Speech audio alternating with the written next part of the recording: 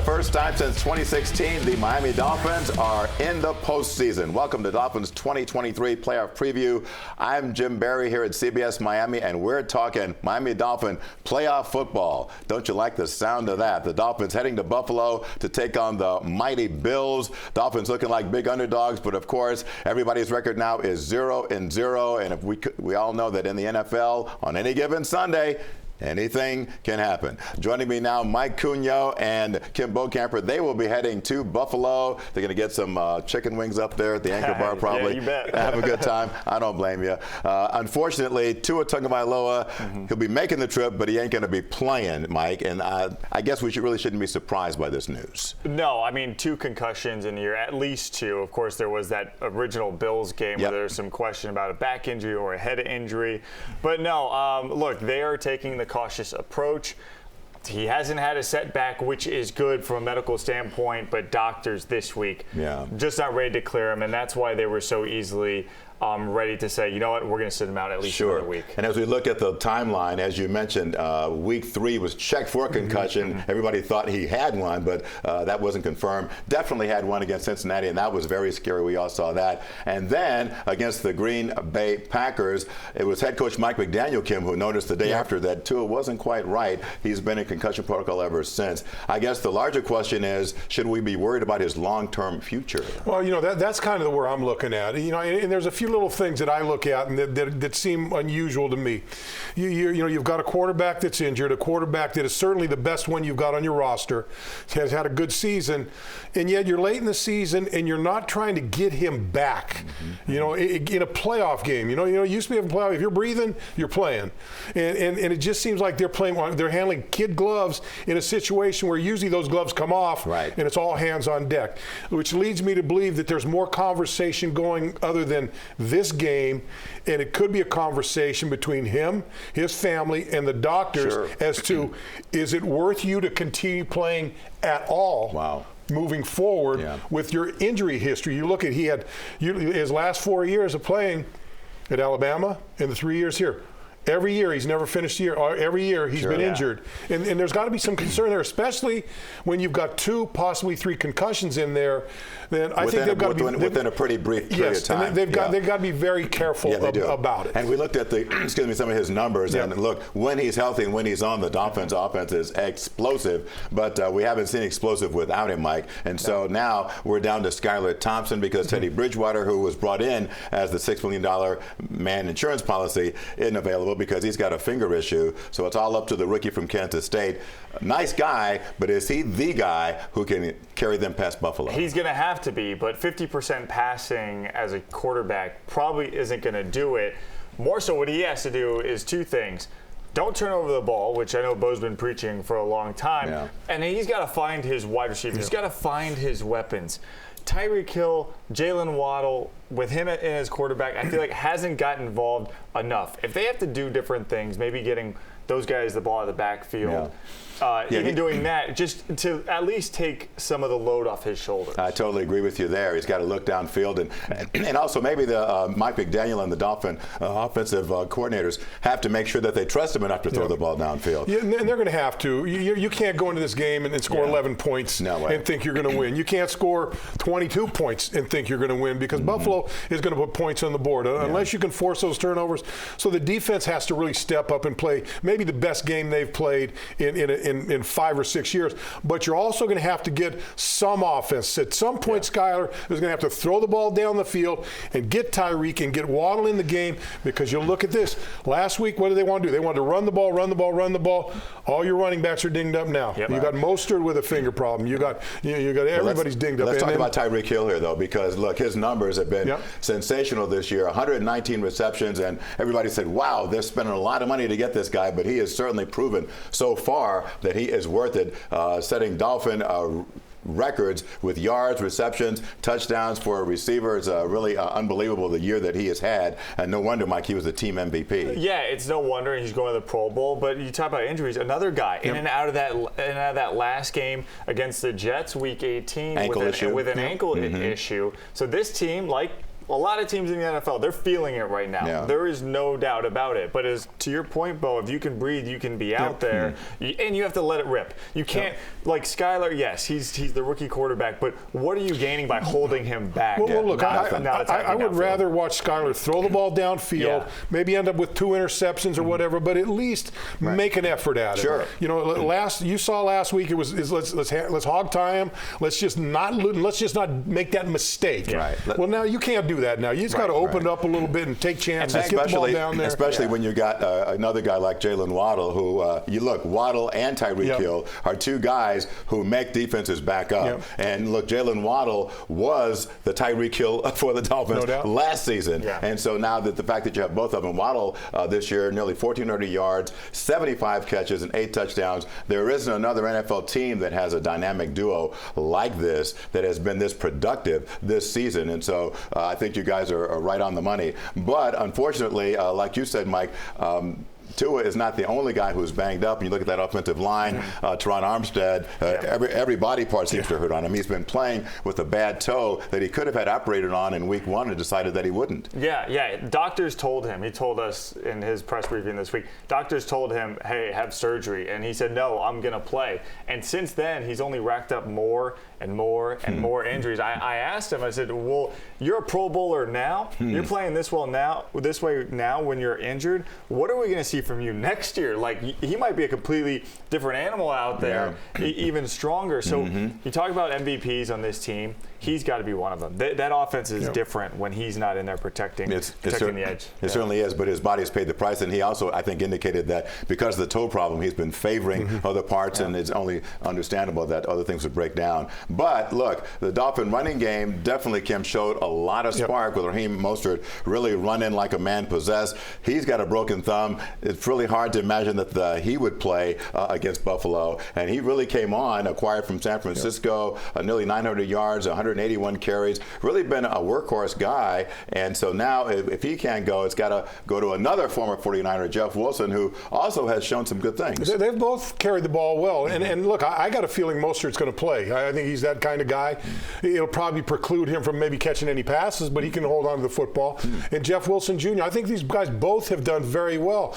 And along with that, Jim, unbeknownst, kind of going under the radar, this offensive line over the last few weeks has been playing pretty well, giving them opportunity to run the football. Robert Jones, Robert Hunt, these guys have been moving people. When Armstead's in there, there's running room. So, they can lean on that with Armstead coming back if he's able to play. If those 2 running backs can go, that gives them something. It gives them a little bit of relief in there that they don't have to throw the ball every time, because they're going to have to prove that they can run the football to take that Buffalo defense and not let them get one side and just start running it, throwing 5-6 guys at that quarterback each and every play. Just like the old 72 Dolphins did back in the day. They had Zonka, they had Kick, they had Merck, and they just ran it. I wouldn't know about that. Zonka and Merck are still around. Maybe they can. Yeah, exactly. Maybe you can pull them off.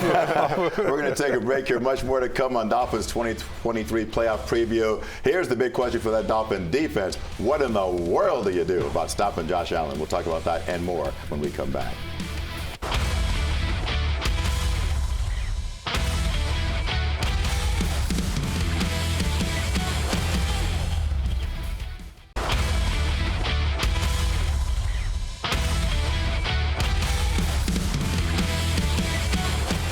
We are previewing the Dolphins' big wild card game Sunday afternoon in Buffalo against the Bills. Kim Bokamp and Mike Cunha joining yours truly, Jim Barry. And now we got to talk about the Bills. And if you're going to talk about the Bills, Kim, you got to start with the guy, number 17, Josh Allen. Boy, he is a monster. I was looking at the MVP odds, and he's 5th on the list. And I can't believe there's 4 other quarterbacks who played better than he has this year. He's 6'6". 250. He's fast. He'll jump over you. He'll run through you, and he can throw the ball through a brick wall. And this guy's got everything going for him. He's confident, and you know what? He doesn't mind throwing his body around out there. No. He'll jump over. He'll do whatever it needs to, and that may be the only hope for the Dolphins. If he's willing to go out there and kind of put his body at risk, get a little nick on him, maybe it slows him down a little bit. But that's a hard thing to wish for. But for a guy like that, because he's been playing that way since he's been in high school.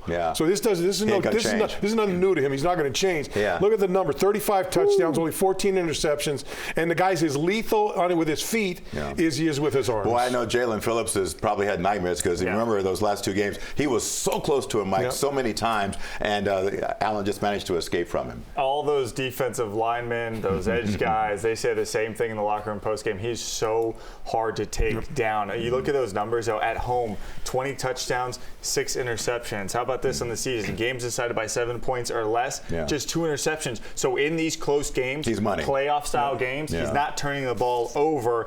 And this year against Miami, 6 total touchdowns, 0 turnovers. So he certainly figured out the Dolphins. You see right there. You see, you can't get inside. Especially if you're the contained guy outside, you can't get inside and allow him to get around you, because then he's standing there in open field, looking over the whole field, moving around, pointing to people where to go. Well, and that's one of the things that the Dolphins haven't done well in their pass rush. They haven't been able to contain, and when they do contain, the leaks come from the middle. You got to build that little picket fence around him, and if you're not going to get to him, at least keep him in the pocket. Last play of the first half. Last time they played him, gets a touchdown off just that. Same kind of play. And when he's looking and surveying the field, like you said, Kim, he's seeing Stephon Diggs open more often than not, Mike. And I think the Dolphins did a pretty good job of frustrating Stephon Diggs, but it doesn't mean that he's any less dangerous. Yeah, this year, look, they've given up no touchdowns to Diggs this year, 134 receiving yards to him. But this guy, if there's a wide receiver that has a history with the Dolphins, this guy is it the last couple of years. X will tell you all about him. He is one tough cover, and then when Josh Allen gets moving, then it's unscripted stuff, and these guys get open, and that's when it gets really tough, and that's what makes this Bills offense, because they have so many weapons. John Brown out there catching touchdown passes again for them. Isaiah McKenzie can do a lot. Dawson Knox, tight end. It's going to be a tough day for both X and Kohu. But they've done enough, I think, this year, at least when they've played him. And the Bills do have a run game, Mr. Beaucamper, and they do it by committee, and when they're on, they're effective. I love Devin Singletary. I mean, he does a lot for him. He's a hard runner. He catches the football well. He'll block. He'll protect the quarterback in the passing game. He is just a professional out there. James Cook is another guy, but and I know Singletary's been nicked up a little bit. He's healthy now, and so that's going to be another thing. When you keep talking about the quarterback, but this is a complete football team. We've talked about the receivers. You talk about the running back. Their offensive line is a line full of beasts up there. They move the line of scrimmage, and they make the ground shake. They're that big and that strong. So that offense, and then you can flip over that defense, they're as complete as any team in the National Football League. Yeah, they really are. There's a reason they are one of the favorites to go all the way to the Super Bowl and maybe win it. We're going to take another break here on Dolphins Playoff Preview 2023. When we come back, we're going to talk about the X factor that the Buffalo Bills may have, the emotional uplift of Damar Hamlin, the injured player who is now out of the hospital in Buffalo. Might they see him at the stadium this weekend? We'll talk about that. And we'll also talk about the first season for Dolphin head coach Mike McDaniel as the playoff preview continues after this.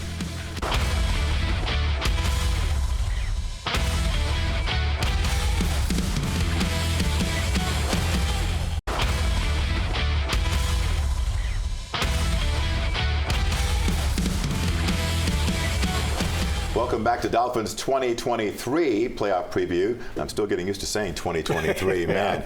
It's the time is just zooming on by. The Dolphins haven't been in the playoffs since 2016. They are back in the postseason, and certainly glad that they have reached this point. A lot of young players on this football team, so whatever happens Sunday, I think it's going to be a good experience for them to feel what this playoff atmosphere is all about. And of course, we know what happened on that Monday night when the Buffalo Bills were in Cincinnati. Damar Hamlin, their up-and-coming safety, injured, had cardiac arrest on the field. It was just a frightening sight that made everybody just stop and pray for the best. And it seems that the prayers are being answered because Damar Hamlin is back in Buffalo, out of the hospital.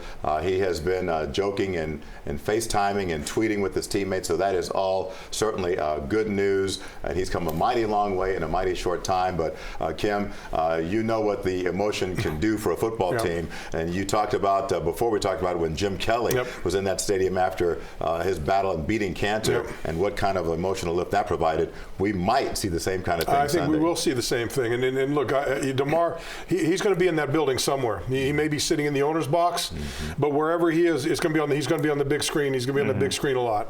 And it's going to be an emotional lift for that football team. I'm looking forward to seeing him. I'm interested in getting close to him just for what he's gone through and what he means to football and means to life right now. And so I'm looking forward to it. But it's going to be a very, very tough atmosphere for when you walk in that building, you're going to feel it, you're going to know it, and once they put that picture of him up on that screen, you're going to hear a sound that you're going to go, oh, these Dolphins, you might want to put your fingers in your ear. Yeah. Because, to me, the Dolphins will have to play a perfect game, A, because of the team they're playing and how good they are, and maybe more importantly, B, because the emotion that's going to be in that building is going to be off the charts. And that's something that Mike McDaniel knows he's going to have to deal with. Yeah. And look, props to Mike McDaniel for bringing this team along, keeping their spirits high, even though it's been a roller coaster kind of a season, Mike. Yeah. And you can clearly see that the team likes Mike McDaniel. Do they trust Mike McDaniel that he's got what it takes to figure out a way to beat this team? Yeah, we'll see if he's got something up his bag, because as Bo mentioned, you don't really need a whole lot to get that crowd into a game. Snowballs, no snowballs. Damar Hamlin, no Damar Hamlin. But yeah, Mike McDaniel, you talk to players all year, and they've got a belief in him because, from what I understand, he really cares about the players. Like, you can say whatever you want about him as a rookie first-time head coach, but at least the players on his team know that he respects them, and in turn, he's gotten that respect back. Are there things he's made mistakes on? Yes, he's still a rookie head coach. He is learning some things. The fact that he's gone 1 for 6 on challenges, that's something that needs correcting. The fact that he's only challenged 6 plays all season, probably something that needs correcting. There are little things here and there. Clock management. And to Bo's point, it's got to be perfect against this team, who Mike McDaniel says might be the best team in the NFL. Yeah. The mistakes have to be so minimal. Well, we certainly have seen that he doesn't mind taking risks. 4th and 3, 4th and 4, man, he'll go for it in a heartbeat. 4th and 19. We've seen that. We've seen a little bit of everything about him. But you know what? I've talked to people that he talks to about the analytic people, and there's reasons behind it. It's when you talk to them, they go, well, if we did this, and you go, oh, well, that makes sense. Yeah. Makes sense. So I can understand that. I think he's done a good job as a young coach. Like you're right. I think the players love him. I'd like to see him be a little bit more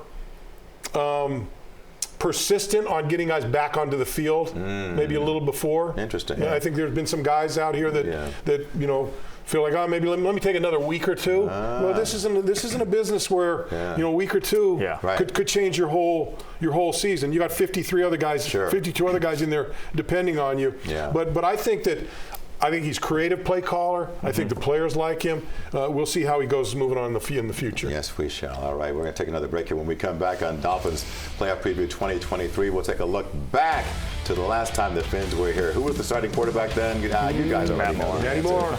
Yeah, but was he the starter who should have been playing? That's a whole other question. We'll be back in a minute.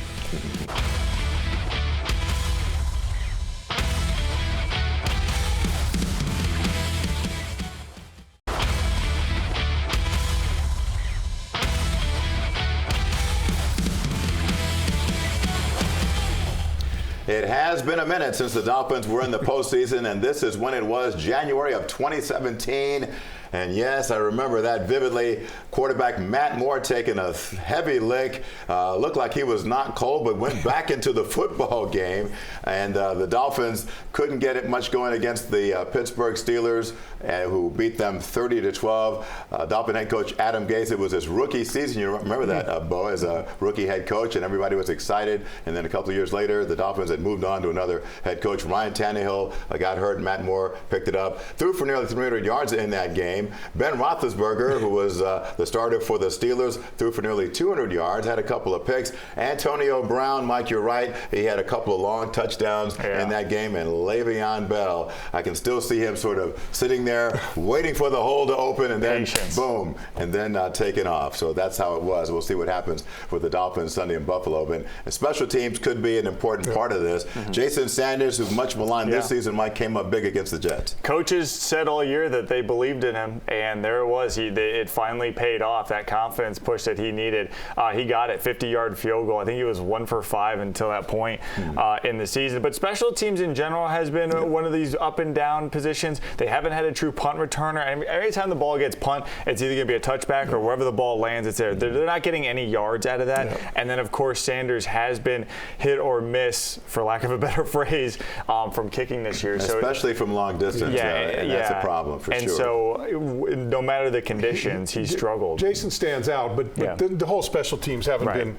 You get the big play early against Green Bay, and then they run 94 yards, and they're right in the goal line. At that point, coverage. You've had the botched kick from Jason Sanders. Was it an onside kick? Was he trying to screw whatever he's doing? He sidewinds one somewhere. They had other kick return.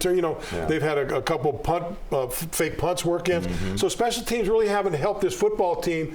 And that'd be a good time to stand up and have a great game and maybe be the team that runs a kickoff back and helps you win a game. That would be nice to see. We certainly know that the Bills could do it because they did it not once but twice when beating the Patriots, Mike. Yeah, Nyheim Hines did it. He did it to open the game. You want to talk about that emotional bump that DeMar Hamlin had been giving people. That right there was it. And, oh, by the way, Nyheim Hines, that's that guy who's their third running back. Right. So there's another weapon for this Bills team. Yeah.